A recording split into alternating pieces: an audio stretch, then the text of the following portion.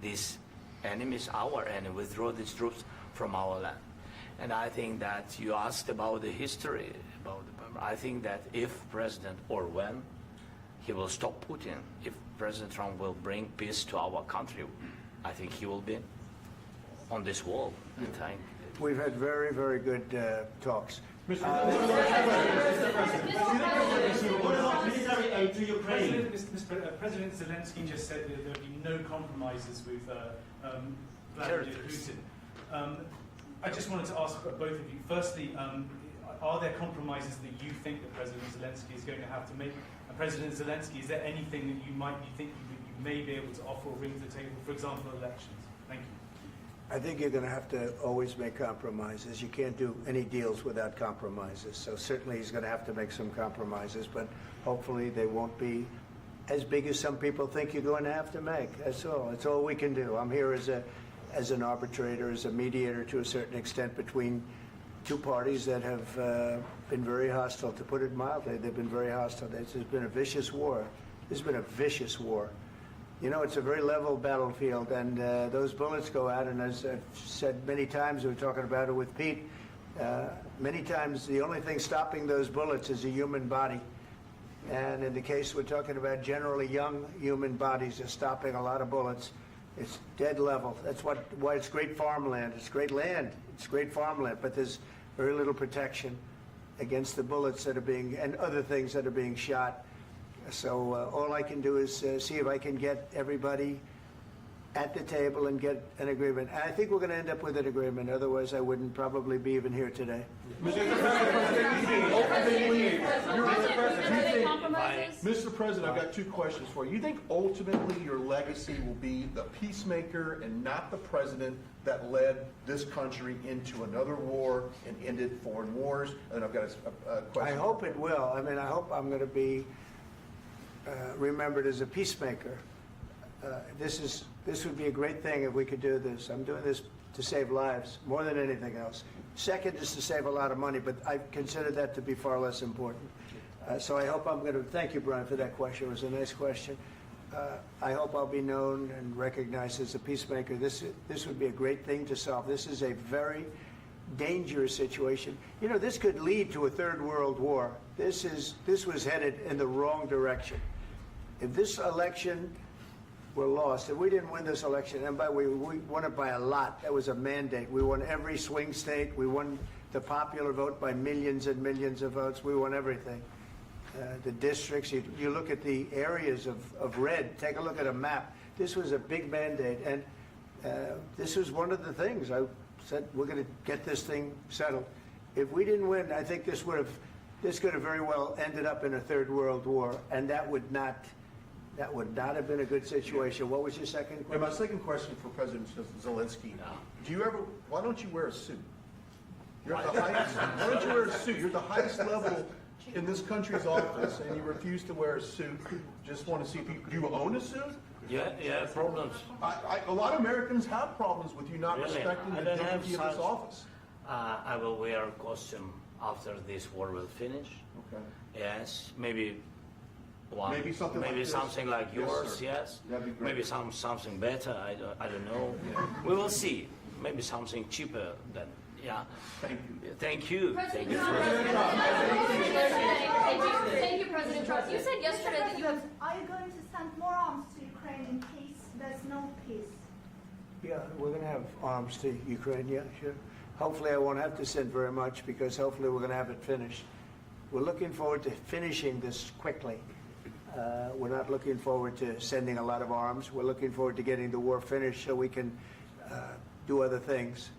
But we very much appreciate the agreement, because we needed what they had, and we're treating, you know, our country is now treated fairly. Biden didn't do that. He didn't know what the hell he was doing. This should have never happened. This should have never started. But, you know, sure, the answer is yes, but hopefully we won't have to send much, because I'm looking forward to getting it done quickly, very quickly. Does that mean you'll provide security guarantees, Mr. President? I don't want to talk about security yet, because I want to get the deal done. You know, you fall into the same trap like everybody else. A million times you say it over and over. I want to get the deal done. Security is so easy. That's about 2% of the problem. I'm not worried about security. I'm worried about getting the deal done. The security is the easy part. Security is very nice. Everybody stopped shooting. And now will Europe put people there? I know France is going to. I know the UK is going to. I know other countries are going to, and they happen to be right next door. We haven't committed, but we could conceivably. You know, we have security in a different form. We'll have workers there digging, taking the raw earth so that we can create a lot of great product in this country. So in that sense, you have something, but we haven't determined that yet. I will say, in speaking to France and in speaking to, and they were here, as you know, last week and just the other day, they have committed to a lot of security. I don't think you're going to need much security. I think once this deal gets done, it's over. Russia's not going to want to go back, and nobody's going to want to go back. When this deal ends, I really believe this deal is going to be over. Yeah, please go ahead. Go ahead. Thank you. Mr. President, thank you. You hosted Macron and Keir Starmer at the White House this past week, both of whom praised your courage and conviction to lead the pathway towards peace. Yes. Part of that involved, though, re-engaging Russia in diplomatic relations, something that previous leaders lacked the conviction to do so. What gave you the moral courage and conviction to step forward and lead that? Well, I love this guy. Who are you with? One American News, sir. Well, that's why I like him. One American News does a great job. I like the question. I think it's a very good question. It's a pathway to peace. It's a pathway to getting something solved. And I feel that as the head of this country, I have an obligation to do that. Plus, you know, we're very much involved. We got involved. It's too bad we got involved because there should have been no involvement, because there should have been no war. And there shouldn't have been October 7th. That would have never happened. As you know, Iran was broke. They had no money to give to Hezbollah. They had no money to give to Hamas. They were stone cold broke. And then under Biden, they became rich as hell. They went from no money to $300 billion in a period of 4 years. And they gave a lot of that money away, and you see what happened. And that's a real mess also that we hope to be able to solve. But no, I appreciate your question very much. It's just, I feel I have an obligation to try and do something to stop the death. If I can answer, yes, if I can answer, Please, sorry, go ahead. please. And I do like your clothing, by the way. Yeah, really? Even though I think he's a Yeah, great guy, yeah. by the way. But I don't know if you two like each other. But you know what? I think No, he's dressed. I think he's dressed I like this beautifully. guy. I don't know I think him. he's dressed beautifully. So I have more serious things than answer on side Yes, question. that's I will okay. answer on more serious That's a good question statement. if I can. That's good. Yeah. So please, about security guarantees and about just ceasefire. We can't just speak about ceasefire and speak. It will not work. Just ceasefire will never work, because I'm like the president. I have this experience, and not only me. Ukraine before my presidency, from the 2014, Putin broken 25 times. 25 times he broken his own signature. 25 times he broken ceasefire. But he never broke to me. He never broke to me. No, you were the president. You were the president during. He never broke to me. In 2016, you've been the president, Mr. President. You've been the president, but he had, of course, not with you, but he had during those periods. He had conversations with our side, and we had Normandy format. You know, the France, Germany, Ukraine, and Russia, and he broken 25 times. That's why we will never accept just ceasefire. It will not work without security guarantees. Security guarantees, maybe President is right about this document and other, but this document is not enough. Strong army is enough, because his soldiers afraid, Putin's soldiers afraid of our soldiers when we're strong enough. If we are not strong enough, if we are empty, if our storage is empty, we can't defend our land. Today, you know, he knows that we have all the world knows that we have meeting. Yes, why he's using ballistic? Putin today using ballistic on our hospitals, schools, and etc. Ballistic. So he knows that we are here, and that President Trump is really have goodwill to stop this war. And you hear now the president. So why he's using? So he doesn't want to stop. He doesn't want. But I hope that we will do it. Really, we'll do it. Security, when we speak about security guarantees, when the Europeans are ready for contingents, they need USA backstop. if there will not be United States, we will not never have any contingents, strong contingents from the Europeans, because they don't want to divide alliance, connection between the United States and the main and strongest ally and Europeans. And this is crucial, this is important. That's what we want to speak about very much. This is very important. And air defense.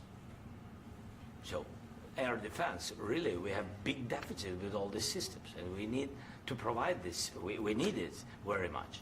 Otherwise, Putin will never stop, and will go further and further. He doesn't want. He hates us. You know, it's not about me. He hates Ukrainians.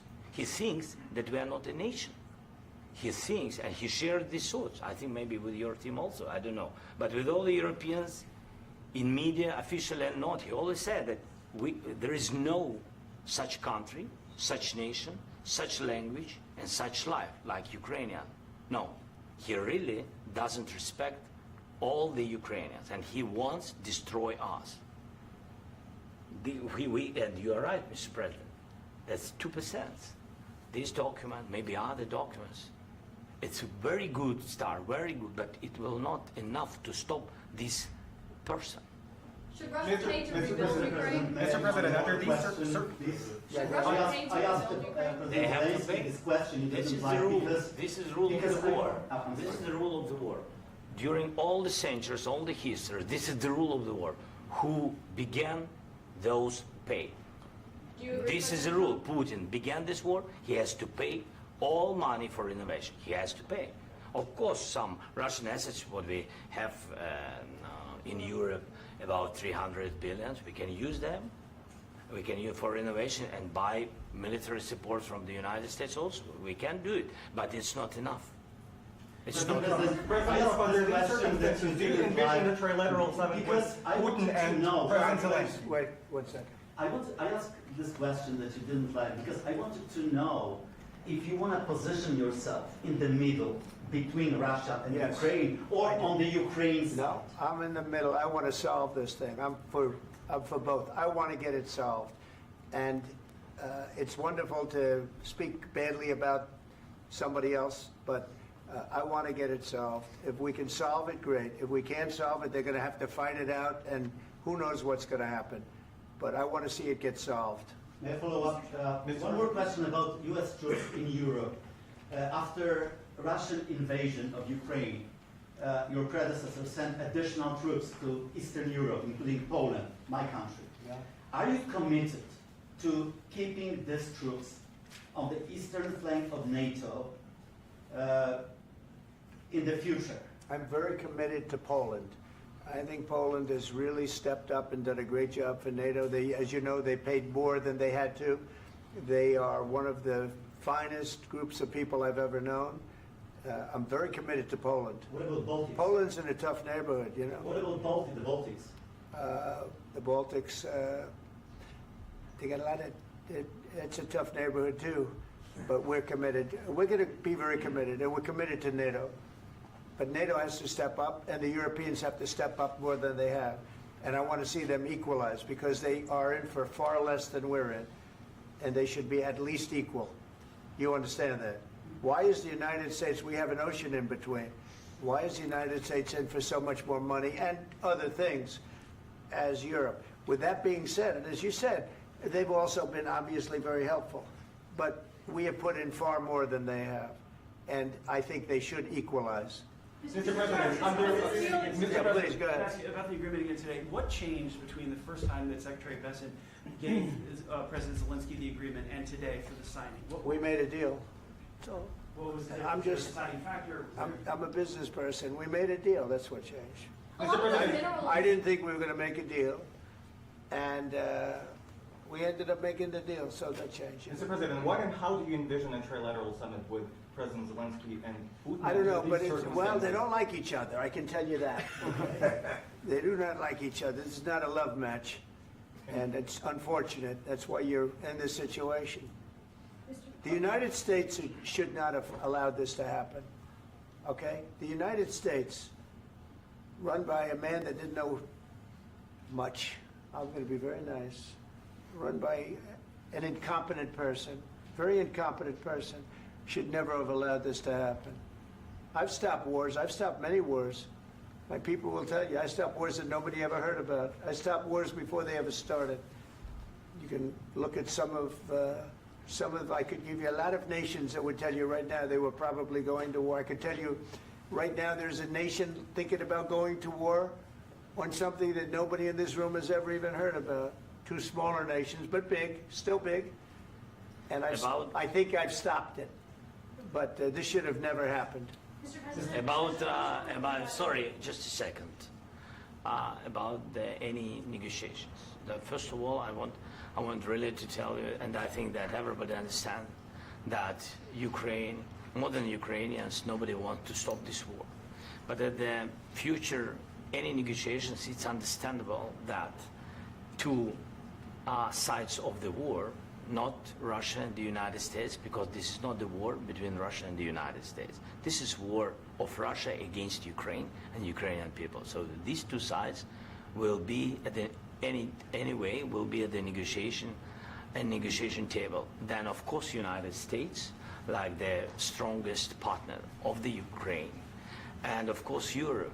I think Europe is very important. I want to speak about it with the president. Yes, Europe is very important for us because we really defend Europe for today. All Europeans really recognize that we are defending line, and they have real life, and our people are dying. That's why they helped us. And also, it's about the NATO. Yes, between, like the president said, you have big, nice ocean.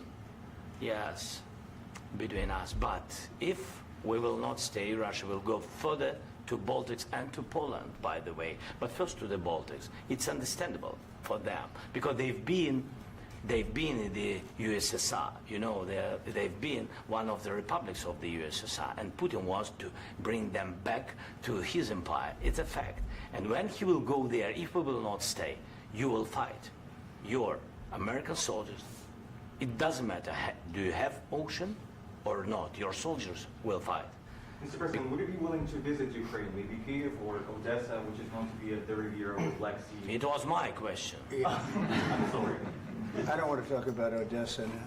Let's not talk about Odessa. I want to talk about making a deal, getting peace. We don't have to talk about Odessa, but a lot of cities have been destroyed.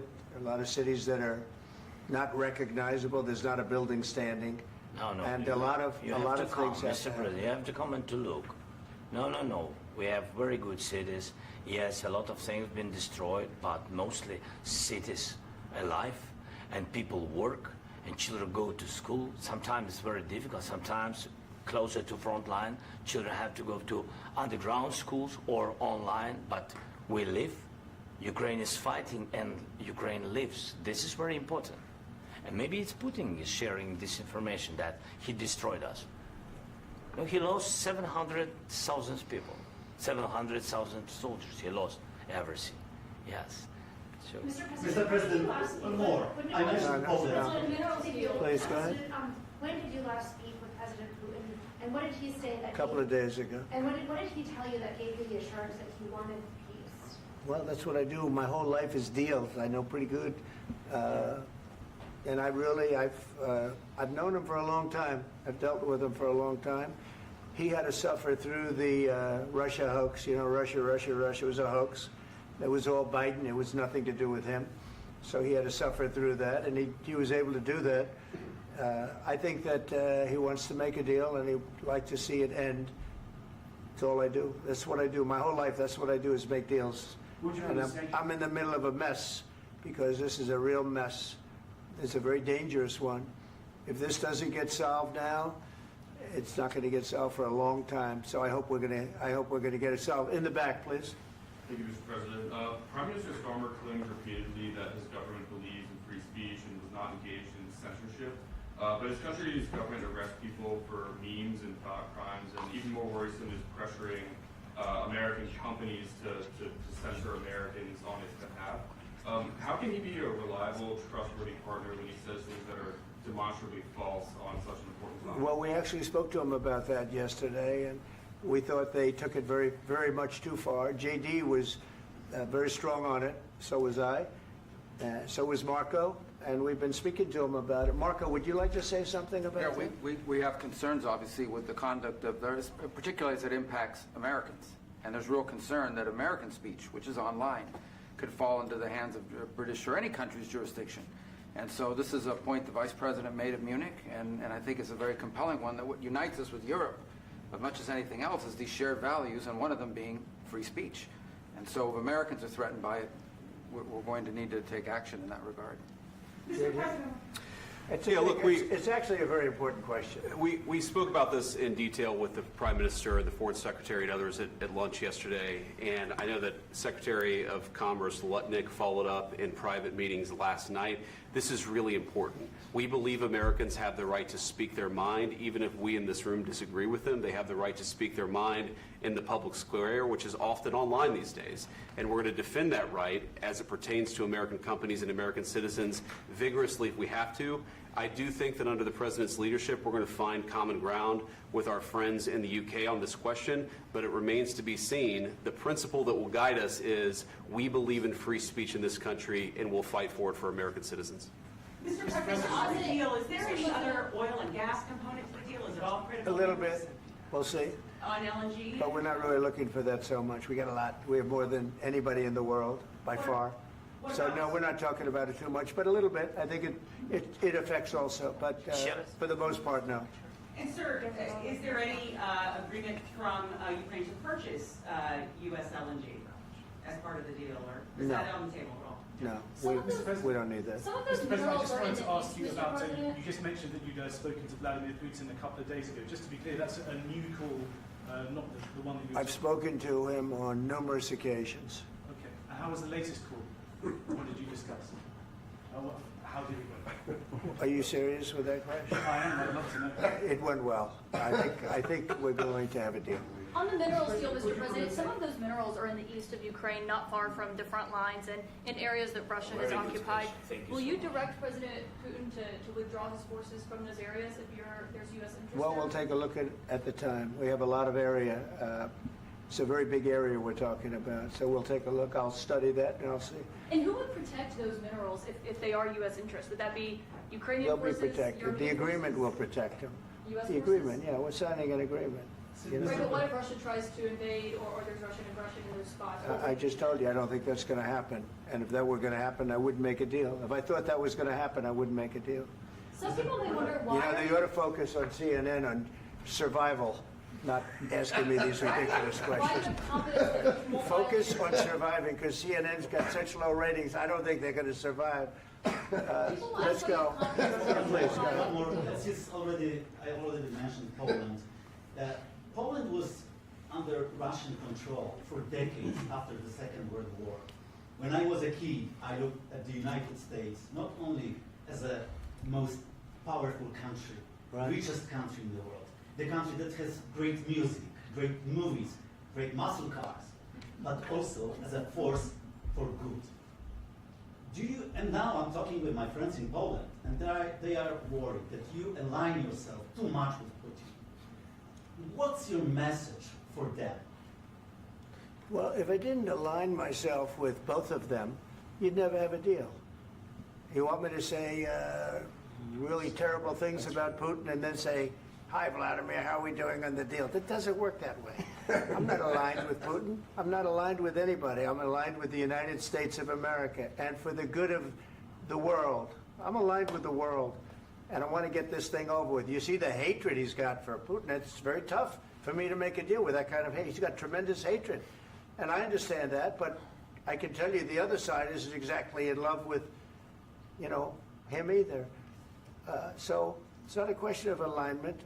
I'm aligned with the world. I want to get the thing set. I'm aligned with Europe. I want to see if we can get this thing done.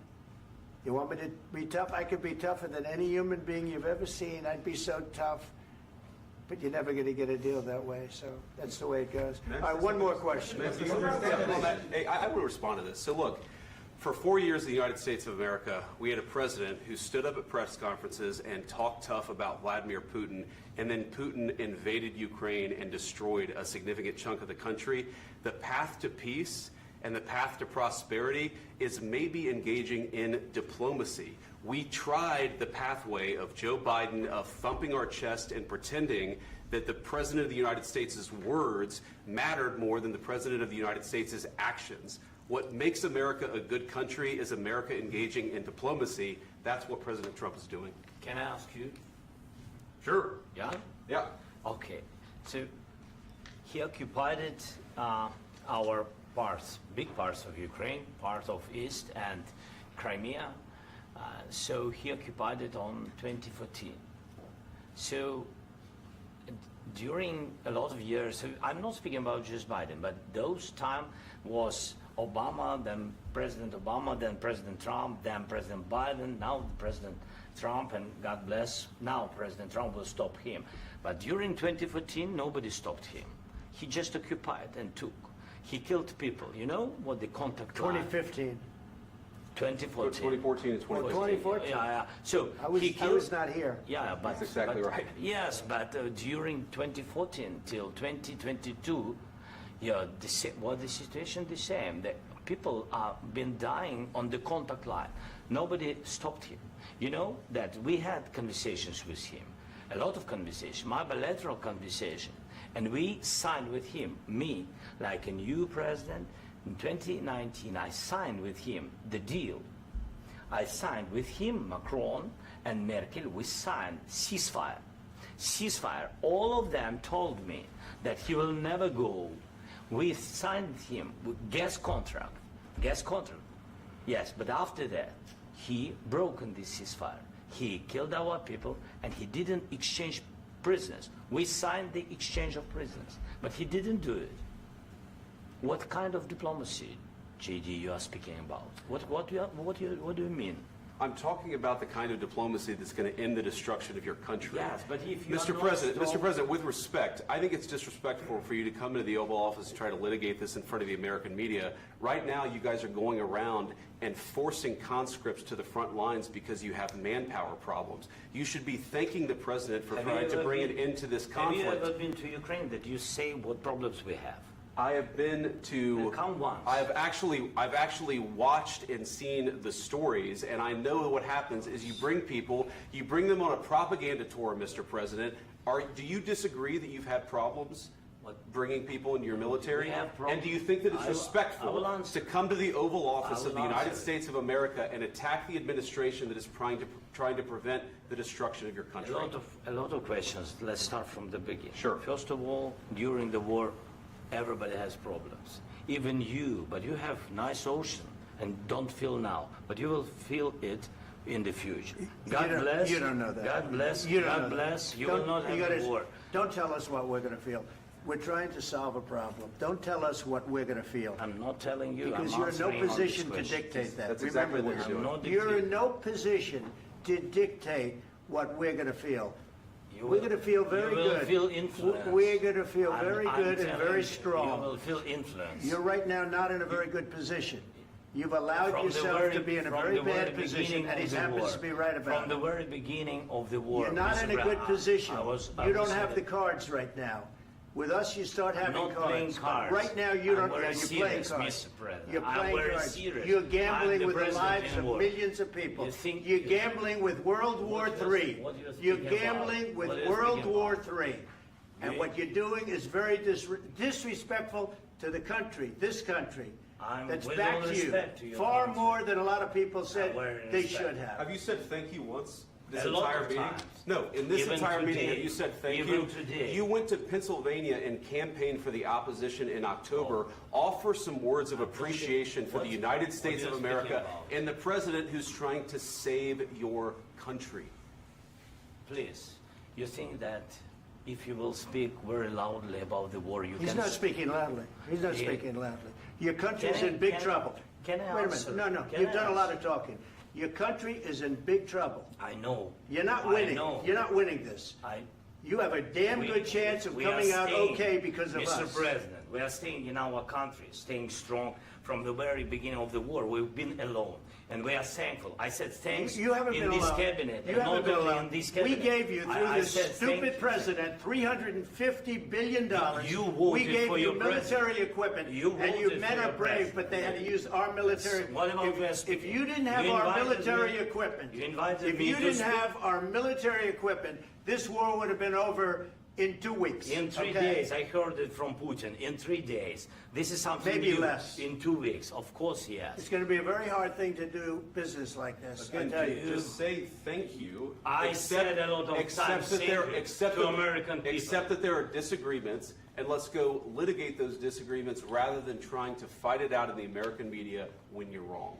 We know that you're wrong. But you see, I think it's good for the American people to see what's going on. I understand, sir. I think it's I very understand. important. That's why I kept this going so long. You have to be thankful. You I'm- don't have the I'm cards. thankful. You're buried there. Your people are dying. tell you You're again, running I low know. on soldiers. Don't- Listen, don't, please, you're running Mr. low on President. soldiers. It would be a damn good thing. Mr. And then President. then you tell us, I don't want a ceasefire. I don't want a ceasefire. I want to go and I want this.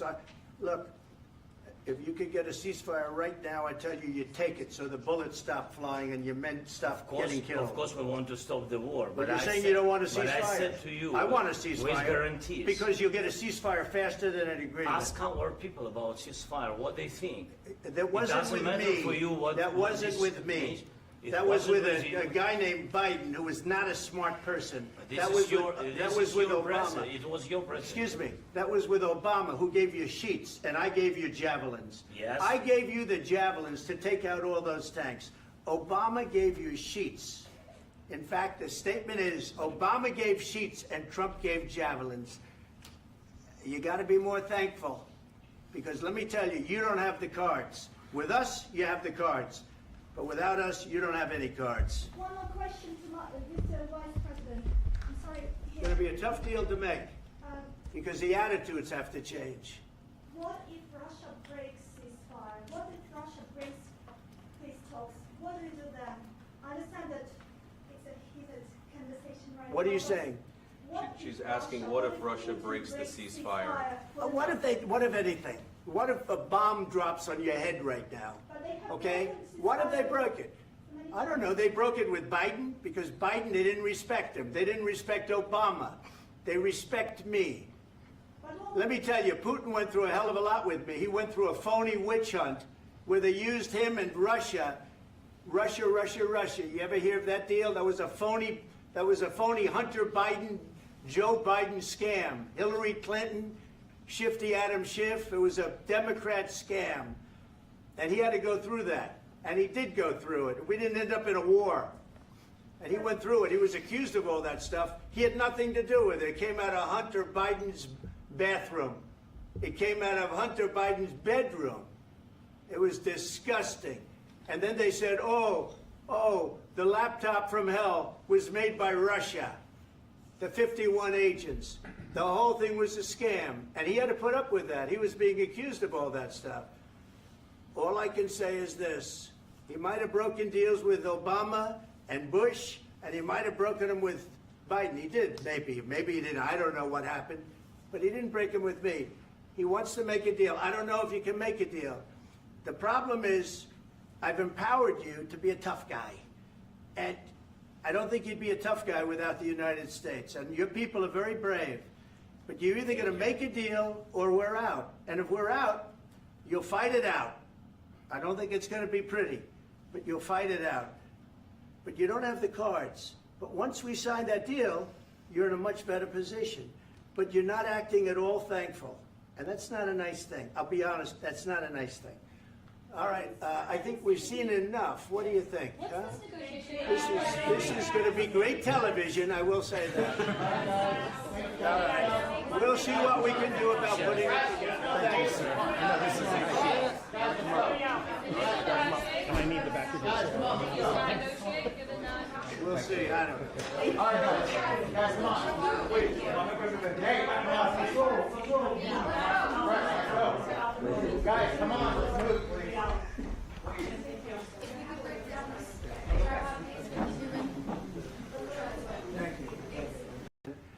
We've had very good talks on both sides, as you know. But I think we've done a very good job, just generally. If you look at all of the things we've done in 30 days, they're saying there's never been a opening for a president. The first month,